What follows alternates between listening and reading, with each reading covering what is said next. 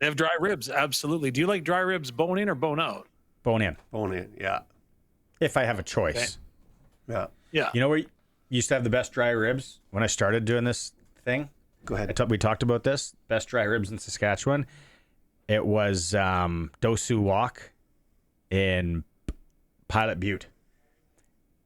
They changed hands. That's a more. Could you come up with a more obscure place? Like, how did you end up there? Then it changed hands. Daughter and I were driving to Suns game in White City, and she's like, "Remember when we used to get those dry ribs from that?" But I was like, "Yeah, let's stop and grab some." So we did. Not the Nah, same. Not they're the just same. cut up pork with batter, and they were still good, but they're not burned bone in. You know what I'm talking about, Dave. I know what you're saying, but you know what? I don't want to fight with you guys because the fighting was on the field here at I Roughrider heard. training camp today. Although my friend Luc Mullinder didn't think it was as big a deal as I did. Nah, you got. I mean, you've been at this now for 2 weeks, right? You're starting to get grouchy. At some point in camp, it becomes really mundane, and you almost get disinterested in continuing to go against the guys that you've been going against all camp, right? You've got more plays in, but you know what? That doesn't matter because we're still going against so and so. There's only so many periods you can do in which you can keep your competitive level. Guys want to hit someone else by now, and I think that a lot of that went into. Although I appreciated Coach Mace. Coach Mace still said that, like, hey, this is not where we want to be as a team. But I do think that you're to the point now where you're just ready to hit something else, and it's no better time and opportunity now than getting on the bus tomorrow and going up to Winnipeg to finally hit somebody. Okay. So, Dave, you coach a lot of hockey. Luke, you've been in the trenches in the football field. Sharky, you've coached hockey. A lot of times in a hockey game, even hockey practices, little bit, I don't want to say premeditated, but you can kind of foreshadow. Things are going to boil over. Things are going to boil. It's been bubbling. Maybe it's two guys, right? Yeah, they don't really get along. They're always at each other. Something's going to happen here. Could you see any of that over the last few days with what happened today? I didn't. I think that especially when you look at the guys who were involved initially, right? I mean, you've got two vets. Again, I just think it's one of those deals where guys are getting tired of hitting the same color jerseys. About time. I mean, people are starting to think now about, right, the future and what the 2025 team starts to look like. And you get to these periods. I've been in this situation before. Did we start fighting it out? No, but I can empathize with the situation at this point. I mean, we've literally been at this for 2 weeks, and at some point, something's got to break. And today it did, and I think that you get it right-sized. You get your head man addressing it because culturally you want to make sure that you're still on the same path coming out of a practice like this. And again, you want to be better. Yes, absolutely. You want to do things on the field that is indicative of a championship-level team. So I think that now the opportunity or the challenge is getting back right there. And it started probably as soon as the fight was over. So Jamarcus Hardrick, by the way, was the one offensive lineman that was involved, right? Yeah. Nice. I mean, this Yoshi. is one of the best leaders they have. Yeah. Right. You got Yoshi, and who is always pro energy on the field, right? Like, you know, Aubrey Miller Jr. was in and around the scene. I didn't see who it was. It wasn't a fight with punches. It was a wrestling match. Right after it was on the ground. No punches were thrown. doesn't matter. I think the guys just they're ready to get somebody else, right? I think it's gonna feel great to get on the bus tomorrow and start focusing. But here's the other thing, though, guys. You got to understand that, you know, while guys see the veterans starting to tussle and stuff like that, there's a lot of guys now that are really starting to figure out just sort of what their chances of making this team are. Some may have preconceived notions regardless of the reps that they're going to take. Some people find out how many reps they're going to take and start focusing in on that, right? There's going to be a range of emotion here starting tonight all the way through Saturday before kickoff. So no punches thrown. So more of an East Side fight than a West Side fight, Dave. Right? And if we're talking Saskatoon, Coach Mace, he did talk about it, right? Yeah, absolutely. He just basically was asked point blank, what exactly happened out there? What did you see? Some undisciplined football. You know, we're trying to get better. What we find is what we found is, there's still room for improvement, certainly on the penalty side, and the ones that you can avoid anyway. So, we didn't execute that today, so we just handled a little bit of business.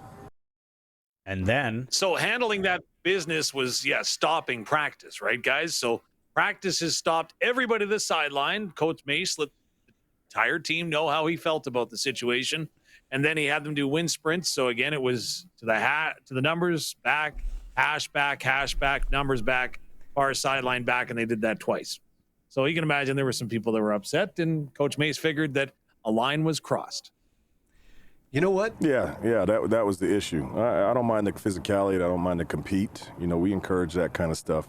But anything after the whistle, there's zero tolerance for that. So we got to figure that out. And I think, honestly, for the better part of camp, we've been A1 on that. Today just wasn't a good day, and it had to be addressed. So it was addressed, and I don't want to do a call out, but I will do a shout out. And Luke, so what happened was, so they're doing the sprints, right? Obviously, some guys that, weigh over 300 pounds are going to have a tough time doing these wind sprints, right? And so what I thought was interesting, there was a couple of players that were struggling. And so guys like Kean Schaefer-Baker, Mitch Picton, Samuel Emelis went out and they ran with the guys that were, trailing behind a little bit. I thought that was the ultimate sign of leadership, because those guys were loud and vocal on the sidelines how they felt that the team had been let down by the players that were wrestling. Yeah, exactly. And I think that's why you got to immediately right size it. And I think that's also a really good indicator of where this team is from year one under Coach Mace to year two, right? Year one, I think that happens. And actually it happened in year one, right? Where guys just were flat out mad that they had to run. And they were just sort of looking at it from a very individualized basis. I think now when you see guys, the receivers can run all day, by the way. So, but when you have guys encouraging each other after and immediately sort of banding together and having guys like 89 leading the pack there, I think that goes a long way. And I think that it's a really good sort of indicator of where this team is culturally, right? It's a team that is going to be together through thick and thin, no matter what. And depending on who's on that team moving forward after training camp, you're going to be in a good locker. Dave, the other clip that Mace we have here, it says that the leaders reinforce the message. And should we have expected anything less? During things like that, kind of their backs are against the wall kind of deal. And even the receivers finishing the runs with the big guys, you want that. But the one thing is we are one, we are family, and we do it together and we keep it together. So if we don't keep it together, we're doing it all together. So to hear those guys stepping up and pushing the standard and the expectations of what it is that we want to accomplish, you're pleased with that aspect of it. But ultimately, I'd rather just run more reps. Yeah. I think it's important from a coaching staff standpoint to make sure that if they say no and it happens again, that there's a way to stop it and there's a way to fix it. And more importantly, that the team came together, like you guys were saying, the leadership group of the receivers running with the guys that maybe not as enjoying these wind sprints as the receivers would, going with them and running with them and making sure that they understand they're part of the team, even though there's been a mistake. Really appreciate what Coach Mace has done. He's really set the tone. Has he done anything else special or extra that you guys have seen over the last few days about making sure that this is a team game? I think that whenever you see an offensive lineman or a defensive lineman or a receiver or a linebacker that's up near the line of scrimmage, if they jump off sides, they automatically check themselves out of the rep and go run 50 yards and back and get back in the huddle for the next play. I think that one of the things Coach Mace is doing is he's ensuring accountability, right? This is a team that, especially in the beginning of the year, in moments, hurt themselves with things like that, right? And I say it a lot on the broadcast. Teams are too good in the Canadian Football League for the Riders to just give people free yards, right? Like, teams are perfectly capable of getting yards on their own. So don't go and give another team 15, 10, whatever it is, right? And I think that with camp, And with us seeing guys immediately losing the rep, I think that's sort of the reinforcement piece. And I think that maybe when you look at sort of a total build, you look at year one as being, hey, setting the expectation, talking about some of the things and the ways we want to do it. And now year two is making sure, A, we're implementing and we know where the bar is, but also now what we're doing is we're getting our leaders to be examples of where that expectation is set. Any injuries to report today? Anybody hobbling off? Anybody not taking reps that you guys could see? Charbel DeBeer wasn't out again today. Shane Ray also was not out on the field. They say that Shane's injury is only going to be out a couple of days, so they're not fearful of that being a long-term hurt by any stretch of the imagination. Deshaun Mims did come back out onto the field, which I thought was a great sign for him as he was off a couple of days. Seth Hundeby was a little bit more involved. Dalton Urban, the Saskatoon Hilltop Junior, is still out with a hamstring. You know, I think that the biggest thing to me, guys, this year and at night when things are calming down and I'm scrolling through social media, I'm going through other CFL chat groups and following teams media. One of the things, it's not actually the injuries that set this team apart this year and who's off.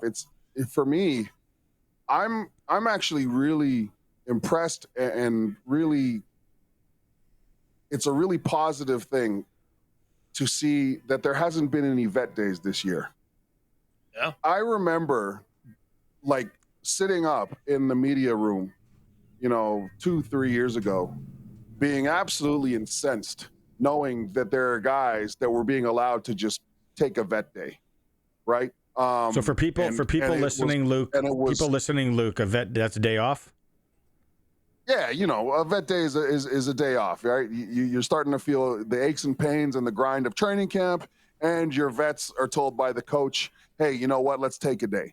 And I get it. That sometimes that's a necessary thing. We call that a Curtis around here. I was really encouraged this year to not see any of that, especially when you look at some of the receivers that this team is going to rely on, especially when you look at some of the guys in the trenches. I'm okay with losing guys to injuries. Injuries happen. But when I see guys going through, when your vets are present from day one all the way through to day 14 or whatever this day is, right? And not take, there's other teams right now where I log on to X, right? And I follow some of the people that are watching these teams and so-and-so's got a vet day. So-and-so seems to be taking the day off for man, that's fine. Right, you can do that. That's your prerogative. But there's a certain standard I think that this team is trying to set. And all I know is that the best teams that I played on professionally were the ones that prioritized competition and toughness. And I think that this year, I think that the biggest sort of piece that I'm taking out of this camp isn't the injuries to the free agents that we were really excited about. It's actually going and seeing these guys grind it out. It didn't matter who you were, didn't matter what your year was, didn't matter how much money you made this year. You were in there and there were no vet days. And I think that that's going to go a long way in terms of mentality for the 2025 Saskatchewan Roughriders. With the great Ken Miller then, there were no vet days? No, there were no vet days. Why the hell would we want one? Trying to get to the Grey Cup, right? Yeah. Mm-hmm. There's no vet days on the way to the Grey Cup. Right on. And again, there are successful teams who've won Grey Cups where coaches have given guys vet days. I get that. And I'm not saying that teams that do it are stupid. I'm just saying that I think that it's going to take a certain amount of resiliency and grit for this team to slug their way through the year this year. And the fact that the guys that are responsible for delivering the message about the core, delivering the message about the expectation, to see those guys and the playmakers go through the entire camp. I remember being in camp when guys were getting vet days and everybody noticed it, right? You joke around about it, but at the same time, you were like, right? I'm glad they approached this way this year. All right. Good stuff, boys. Hour 2, we're going to look at quarterback play and receivers. as well. And we're going to hear from Daniel Weeb. All right. Talk to you guys in a few. See you in a bit. Yeah. Our order will be here soon. There it is. Ding, ding, ding. Chalk it up on the big board. Yeah, we got to go, man. The spring rolls over. Dave and Luke. All right, boys. Let's get into it. We talked about it a little bit in hour one. I want to know what you guys are seeing from. Let's go quarterbacks first. Going into Winnipeg here. Well, for me, what I'm seeing is that really the Roughriders are trying to distribute the reps as evenly as they can. Everybody knows what Trevor Harris is doing, and Trevor Harris looked dialed in today, by the way. But then Jack Cohn and Jake Mayer getting a good look, and Tommy Stevens comes in kind of a bit of a cleanup role, I would submit, as far as it goes. And again, they've all taken their moments, and when they've looked really, really comfortable and confident in what they're doing. And then there's been other times where it's kind of been off the rails a little bit. So it'll be interesting to see who can find that consistency for my eye as we head into Winnipeg this weekend. I think that based on some of the things that the crowd saw at the green and white game or scrimmage on Saturday, for instance, I've been a massive fan of the camp Jake Cohn's having. And then on Saturday, he probably doesn't do as well as he would have wanted, right? And then on the other side of that, you got Jake Mayer doing exactly what people expect him to do and playing really well. So I think that in terms of the exhibition game Saturday, does Trevor Harris play? If I was the coaching staff, he wouldn't play. He'd be on the trip and holding the clipboards, but we don't need him for that at the moment. Maybe he gets a quarter, whatever. But I really want to see Jake run the offense, right? Continue to get comfortable with his new teammates. And then I want to see a little bit of a redemption opportunity for Jack Cohn. And if Tommy Stevens gets in there outside of the third down work, then Tommy Stevens needs to make a case for himself as an actual pocket quarterback, right? So those are the things that I'd be looking to see. I think that there's different storylines going into this, but I'm really looking for, and I'm hoping that Jack Cohn puts in the performance that we saw out of Jack Cohn last year in 2024, right? Because I really think that I really think he's got a future somewhere. Might not be here, might be here, right? But right now, you also want to see Jake Mayer continue to build the rapport with his guys. Do you see the Riders coming out of camp with 4 quarterbacks, or are they going to put somebody are they going to keep all 4 here, put somebody on the practice roster? We know that Stevens is being talked about as a short yardage guy, but are they going to keep 4? They've done it in the past, right? And I'm not saying that they won't this year, but in the past, one of the reasons why I felt like they kept 4 was because none of the quarterbacks gave him an opportunity to take them off the roster at training camp. Like each one of them, when they got their opportunity, absolutely balled out. And I'm not sure that that's the case this year, right? I'm not sure that you have 4 quarterbacks that are just going shot for shot. It was really exciting to watch a couple of years ago when the Riders did carry 4 quarterbacks. Mason Fine, for instance, Jake Dolgallo, we had Harris, and we had a young Shea Patterson and a couple other younger guys. But I remember that. Like, you would have one team period where one quarterback would go and tear it up, and it would be like the next period, whether it was Skelly or something, it was like those other quarterbacks were like, nope, I'm not letting them get far, and they would go and put on an absolute clinic. I don't think it's been that type of atmosphere this year.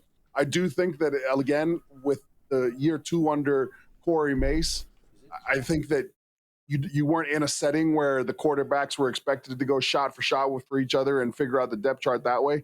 I wouldn't be surprised if they took 4 because of the third down component. But if I was this team, and again, I'm not, I'd probably take 3. Okay. I'd probably figure out the short yardage piece, and I'd take 3 quarterbacks. What happens if Cohen lights it up this week, plays good next week? Does he maybe say, hey, there's some places out there I can play? Or does he just stay buried for the most part in the 4 hole? For me, I think that's the best case scenario. We want Jack Cohn to go out there, Jack Cohn to run that offense, show what he can do, and make this a tough decision for the Saskatchewan Roughriders, because tough decisions make your team stronger. And not only are you auditioning for yourself, you're auditioning for the rest of the league when you get out there. But Luke made such a valid point yesterday that teams want to make sure that their scouting staffs are valid, right? They want to hold them accountable. Okay, you guys are bringing in the talent, so maybe, again, you want them to play as well as they can. And if they make it a tough decision for you, I think that's best case scenario. I think that a good example of that is when the Riders released Mason Fine last year after a really good camp, right? And of course, I got on social media. I was like, man, he'll get picked up right away. But again, I think in the end, he didn't. He didn't get picked up at all. And one of the reasons why is because I think that teams want to validate their own guys on their own lists, right? So I think that, yeah, I would probably go 3 if I was the Riders. But again, the reason you would go 4 is to keep a guy that's almost guaranteed to move the sticks on a 2nd and 1, 3rd and short opportunity. Like Tommy Stevens is literally unstoppable in that position. I mean, again, he's 6'11" with a 9-foot wingspan, right? Like that's a big boy out there, man. All he's got to do is fall forward and he's getting us the first down. 6'11". Okay, receivers. What is there? Are there some receivers that you guys are keeping a close eye on Saturday in Winnipeg? One that I'll mention right off the hop, who I think is kind of a sleeper pick, right? When you're doing drafts, is Braden Missouri. And he's wearing number 77. Yep. He came in as an undrafted free agent. So he went through the entire draft. Nobody picked him up. He's out of Western. And the guy's just made plays, play after play after play. Every opportunity he's had, they put him in all kinds of situations. And it's one of those guys that, you know what, we didn't know exactly what we're going to get, but we like what we're going to get each and every play from the guy. Is he an inside guy? Is he an inside guy or a wideout? He's been doing both. Oh, wow. But primarily, I'd say that they would use him probably on the outside. I'm with Dave on this one. A couple of the guys from a receiver standpoint, Braden Missouri is one. I really want to see. He was back on the field today. Deshaun Mims, I think that when he's been out on the field, he's been really good. And Daniel Weeb, right? Depending on what. I think that it's a really intriguing group of receivers when you look at the Canadian depth. And one of the things that you've known about the past couple of years is that this staff has been fantastic at finding Canadian wide receivers that are able to go out there and put up productive numbers when given an opportunity, right? And again, we talked about the older guard that are the vets that are reliable, like Mitch Picton that's been in practice, right? Like it's a really, really intriguing group. And I'm excited to see some of these younger guys out there like Mims make some plays if the opportunity presents itself. Well, I had a chance after practice today, as you speak of Daniel Weeb, of course, University of Saskatchewan Husky. He has done it all in camp and another 2 touchdown receptions today. So we spoke about what's been going right so far with him at training camp. Well, Daniel, your former teammate Sam Baker was the touchdown maker, but I would say that you maybe took that moniker on during this training camp so far. What has been going right for you?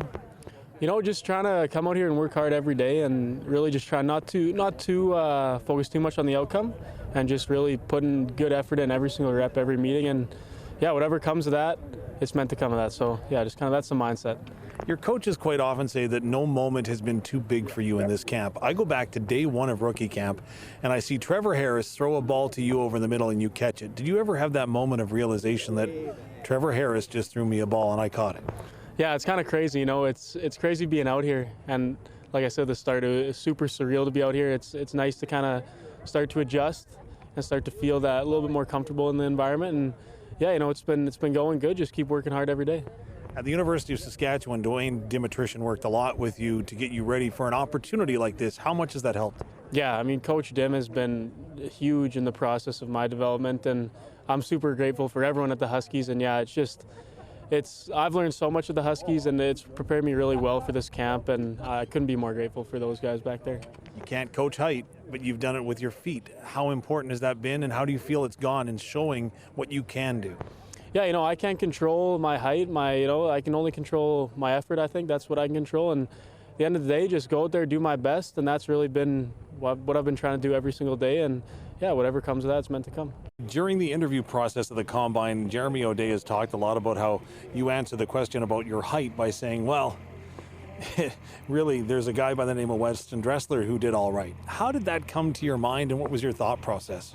Yeah, for sure. Yeah, he was a smaller guy that had great success in the league, and actually I did a camp in grade 9 or 10, I think, and he was coaching it. So I've had some coaching tips from him, and it's kind of crazy to have that coaching from him to begin with, and then just obviously growing up a Riders fan, seeing him play on the Riders and have that success, it's huge. It gives a lot of hope for smaller receivers like me. So yeah, just trying to do what I can with what I have and control what I can control. And yeah, it's nice to have those guys to kind of look up to. As we move forward, have you dreamed about putting on the jersey for a game?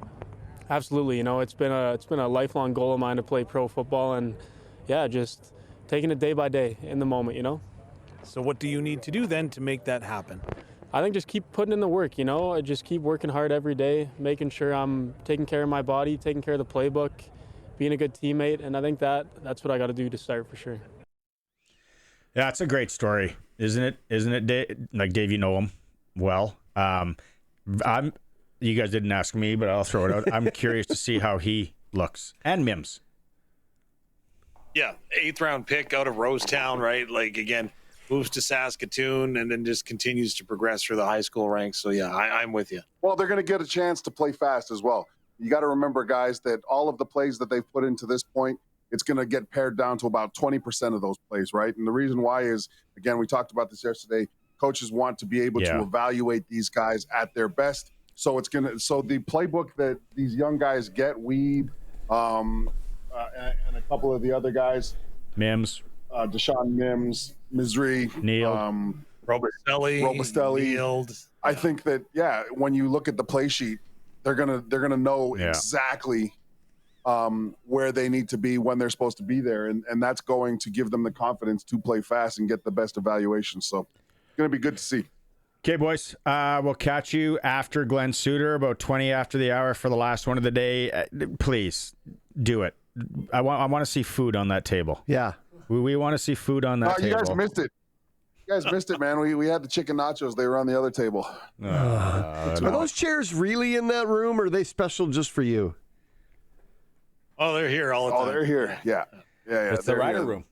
You can tell, man. When you sit in the comfy chairs, but you know that they've been used a lot. Yeah, that's the vibe you get. They're well worn. Okay. Pack of smokes. Well worn. Hidden in there's a bunch of change. All right, boys. Catch you in a bit. Sure. We got to go back up to training camp. The boys are probably, let's see if they got something. Are they eating? Training camp reports brought to you by the Red Zone Sports Bar, right behind the Travel Lodge. No food. Bubkiss. What's the over-under on Dave's weight coming back? What's that? The chicken nachos are like filling. Oh, yeah. We had those an hour ago, and I'm still full. So that's why you don't see a ton of things. You don't want to see. Here's the other thing, boys. You don't want to take advantage of the situation either. You know what I mean? Like, because you could very well just sort of eat like 6 burgers, pound 3 plates of fries and poutine and stuff, right? Like, you don't want to go crazy. It's a marathon, not a sprint. We got a long year, Yeah. Well, and while you were doing that, I was also a little preoccupied looking for the online website of this new pawn shop that I just heard about. I thought that was pretty cool.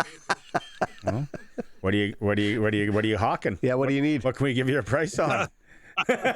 We get stuff. Yeah. What do you need? We can make a deal. Okay, so people that didn't catch hour 1, let's just recap.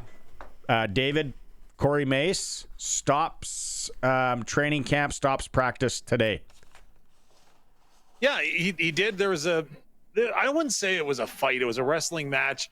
Jamarcus Hardrick was kind of in the middle. There were a couple of defenders that were wrestling on the turf when all was said and done. Stops it, makes the entire team run, wins sprints. You can see that coach is disappointed, frustrated, and upset. He let the team know all about that, and then they went and got back down to drills. Now, I guess, Luke, the question I have is this late in camp for this to happen, or is this it is just boys being boys? Well, no, and I said this at the beginning of the show. I think that at this point, guys are just tired of hitting guys in the same colored jersey.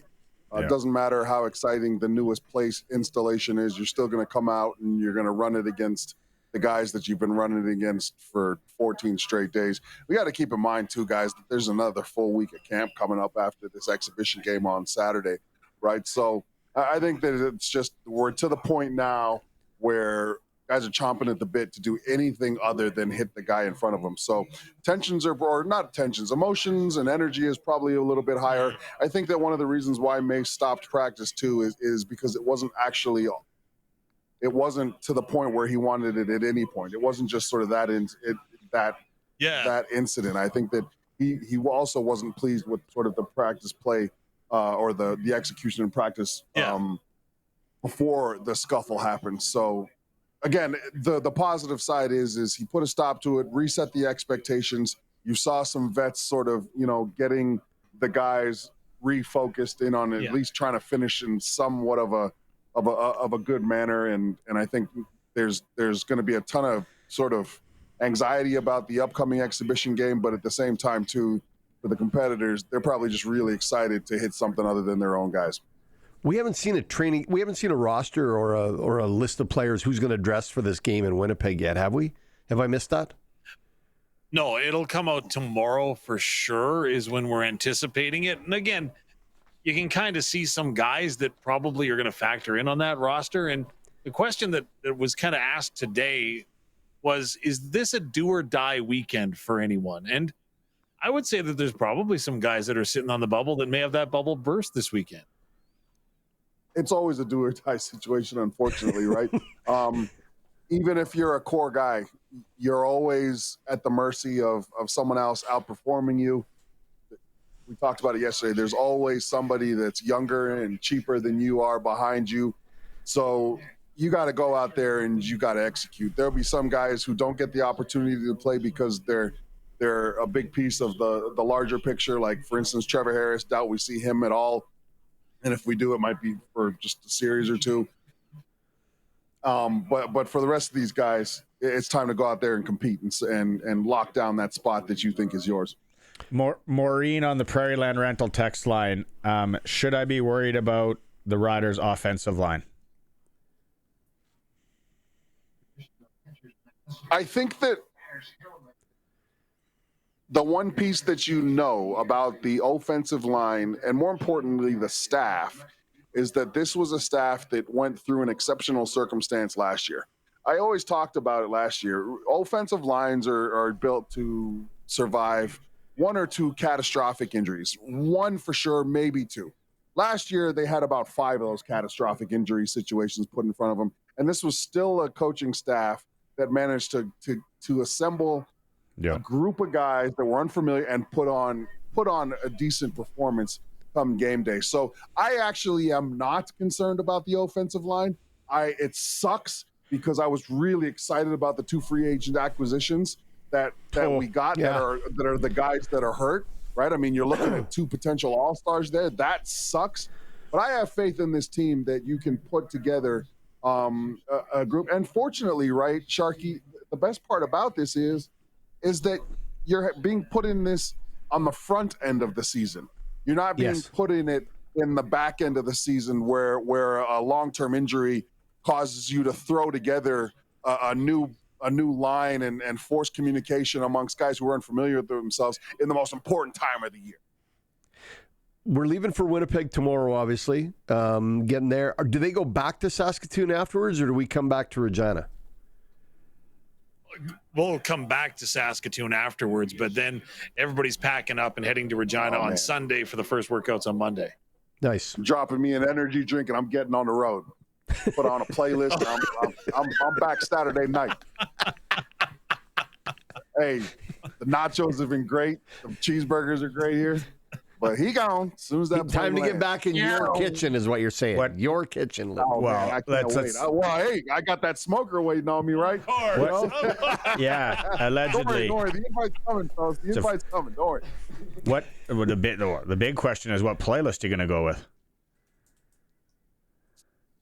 Well, it'll be around 8:30 when the team lands, so it'll be a little bit later. I think that I'm going to have to go with my eclectic playlist, and the eclectic playlist features a lot of rock and roll. A lot of Metallica, right? Yeah. A lot of Copperhead Road. Right? Some tragically hip in there, right? Just something to keep something good. Yeah. Yeah, I can't go with my gospel playlist at 8:30. No, no, hey, not at 8:30. We all love the hip, but there's some slow stuff there. You could hit the Rhubarb by Ellsbury. No, but I'm talking about after like Fiddler's Little Green Bones comes on. Yeah, no, not Fiddler. No, not Fiddler. I'm talking about the bar song. Courage.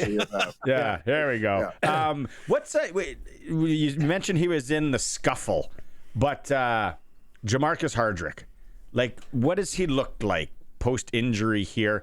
Do you guys expect him to get limited time in Winnipeg on Saturday, or do you expect him to play quite a bit? From the one word that I'll use when it comes to Jamarcus Hardrick is determined. He is determined to prove that he is back and that he hasn't lost anything. And I think that that's kind of what's powering him right now. He's doing all the Jamarcus Hardrick things, right? Like, he's inspiring his teammates. He's leading by example. He's got the motor revving 1,000 RPMs a minute. It is flying, right? But the thing with Jamarcus, when it comes to him, I'm curious how much they're going to use him, because he was nicked up all of last year. They missed that. But also they want him to get back and going. And I don't know, is that timing an issue that might dictate what playing time he gets in the preseason? Yeah, I think that with Jamarcus Hardrick, again, is I think that because he's gotten through camp, that'll be the biggest wear and tear sort of litmus test, right? Camp is I think that there'd be some concern, for instance, if he was out there every 3 days. Yeah. Or he was out there for the first week and we haven't. I think then that, but he's been there the whole camp. So whether he plays or not, I'm not sure. I think that the one thing that I really appreciate about Jamarcus Hardrick is exactly what Dave said. He's still the guy setting the bar in terms of the energy levels. He's still the guy that sets the bar in terms of demanding focus from his teammates. But then in those quieter moments when practice is over, he's also the guy that is taking the younger guys aside and running through technique with them, right? Showing them the ins and outs of what they're going to need to perform well on Saturday. Whether today I was watching him during interviews, they were over to the side. He was working with a couple of the young guys, and he was just talking about general hand placement, right? And the footwork behind certain hand placements and protections. So this guy is one of the guys, and not just on the field, but off the field as well. So does he play? I would hope so. I would hope he gets a couple of series, but is it important to get him going? No, because you know what he brings. And more importantly, he's also a guy that's going to bring value on the sideline during that exhibition game, getting those young guys prepped. I think that the other important piece to know is that despite wanting Jamarcus Hardrick to be the guy all year this year, we are going to have to start looking for a right tackle at some point, right? Like, Father Time is undefeated, right, guys? And he's an older player. So depending on how that transition looks, you still got to start looking for the other guys, right? One of the advantages in a preseason game or even an early season game is the defense can put their ears back a little bit and go because the offense is still working through some transitions and some plays. What do we expect to see out of that defensive line as we go into this weekend? And a guy sitting at home, who am I going to watch for, Luke? Give me the guy to watch. I think that the guy to watch, there's a few guys. I think that Haba Baldonado. Okay. I think that he's had a good camp, and I think that he's a guy that has an opportunity to remind people that he's a major factor in this roster, and he can be. The other guy I would look to is your first-round draft pick, Ali Saad. Again, he's athletic. He moves well. I've been trying to figure out sort of where the floor and the ceiling is for Ali Saad, and I think one of the guys that I look at is comparable in terms of potential. At some point, it's Eddie Steele, former Saskatchewan Roughrider, former Hamilton Tiger Cat, former Elk Grey Cup champion. I really see Ali Saad and some of the characteristics that made Eddie really good. Those characteristics exist in Ali Saad as well. So he would be a guy that I'm watching. And then I think that you also got to watch for anybody on the edge that's not wearing number 11, right? This team is looking for a defensive end on the other side of Scoop, Malik Carney. And I think it'll be Shane Ray as long as he continues to stay healthy, because, again, he's been a guy that has refused to take the vet days. He's been out there consistently, but we do need to identify another pass rusher. And, again, don't forget, it's always good to watch the other Canadian depth players. Well, and just throwing one more name out, Aaron Patrick, number 91, NFL experience. He's got a body type similar to Willie Jefferson. No, he's not Willie Jefferson as far as the hops and stuff. But boy, he could be one to Oh, watch. and Eric Black too. I Yeah, think true. that he's another guy, Sharky, that I'm excited about seeing. And those both guys are edge guys too, right? So it'll be good to get a good impression of somebody in there, and then maybe look forward to them continuing that opportunity in the next exhibition game, which falls Friday, I believe. Friday, yeah. Friday. Yeah. All right. So we know it is Saturday. Luke, you get home safe. Okay, we won't talk before then. But Oh, don't worry, brother. I can't wait till that plane lands. Be gone. Do you smell buffalo sauce? Yeah, I do smell buffalo sauce. all right, enough out of you too, Thomas. All right, boys. Have a good one. You'll be with Maz tomorrow if you're not in the airplane. Thanks for doing this. All right, guys. Thanks, guys. Thanks, boys. Cheers. Right on.